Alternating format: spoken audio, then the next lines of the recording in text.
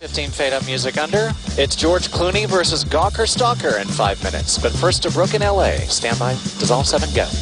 Welcome back to Showbiz Tonight. I am Brooke Anderson in Hollywood, and this is TV's only live entertainment news show. Okay, so have you ever felt like you just can't say what you really want to say because you're afraid you'll offend somebody?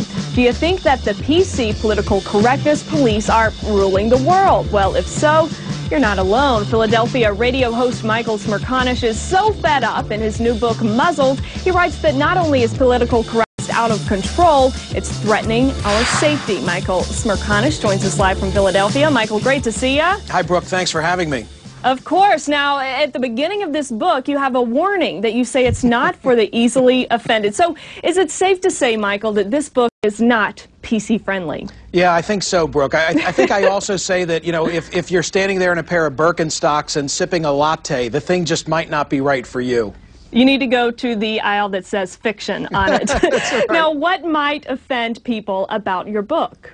Hopefully nothing. I mean, hopefully people will read my book and they will say, you know, this fellow's got a point, that these incremental changes in every aspect of our lives would not have been in and of themselves that big of a deal until September 11. But now, in the aftermath of September 11, you step back, you look at it, and you say, it permeates every aspect of what's going on around us, and it's invaded the war on terror. And by that I mean that we've become sissies at home, and we're becoming sissies in the war on terror as well.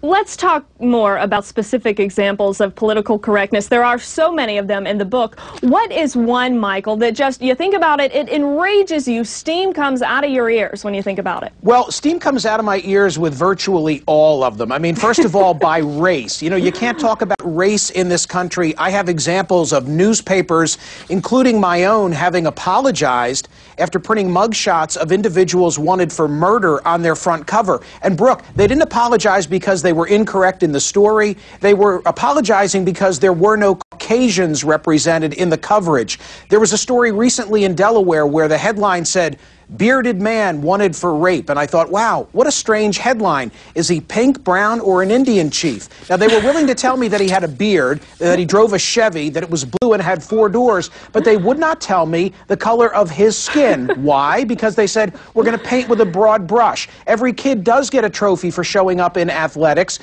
We are so darn afraid. You know, what's wrong with that, Michael? I have to say, some kids do need a little bit of encouragement to keep trying. The participation trophies in Little League aren't so bad. But that's not the way the world works. I mean, you got that job because you competed at CNN Headline News and you're good at it, and that's the lesson, and you were rewarded for it, and that's the lesson we want to teach. Listen, I want my 3 boys to go out and compete someday with the kids who are getting all those participation trophies, because I'm trying to reach mine to believe that they've got to go out and they've got to fight and they've got to win. Brooke, do you know that in grade schools across the country, no longer is red ink being used because it's believed to be too harsh on the psyche of young people? I kid you not, they are using purple ink, the color of Barney, so as not to injure the young minds of Americans. That is a little bit outrageous. I think the red ink will get their attention, say, hey, you need to buckle up, get some better grades. Also, Michael, one that a lot of the women out there are probably familiar with, Ladies' Night, but it's not Ladies' Night in one state anymore, is it? It's unbelievable. In the great state of New Jersey, at the coastline, which is outside of Cherry Hill,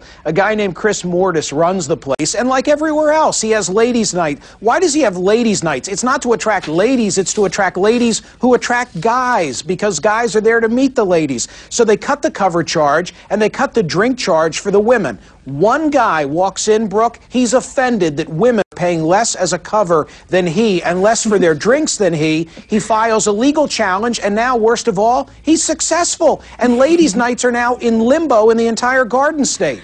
Oh, if he couldn't have it, then he thought nobody else could. Can I tell you one more? At Yes. Harvard University, a couple of enterprising undergrads, they want to start a room cleaning business. Great idea. Everybody has a filthy dorm room. So they say, you know what we'll call it?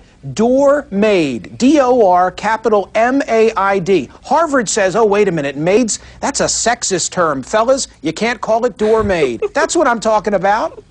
And you're saying, Michael, that this isn't just about being annoying. You're saying political correctness could actually threaten our safety. Well, How so? All right, I do try to make a very serious point, but I want to make you laugh, and then I try to make you cry, because I think that this mindset, this limp-wristedness, if I'm allowed to say it that way on CNN headline news, it permeates the war on terror. It's the reason, for example, that we don't profile, because, well, we don't want to offend anyone's sensibilities. Wait a minute, offend sensibilities? Hey, Brooke, none of the terrorists look like you. Now, I want you to be screened at an airport, but I don't want to waste any time with you if there are people standing behind you who have race, gender, ethnicity, and religion and appearance in common with those 19 terrorists on September 11. It's the same mindset. It's the same mindset that makes us get worked into a lather about 9 individuals at Abu Ghraib who were knuckleheads, staging a naked pyramid and what they did.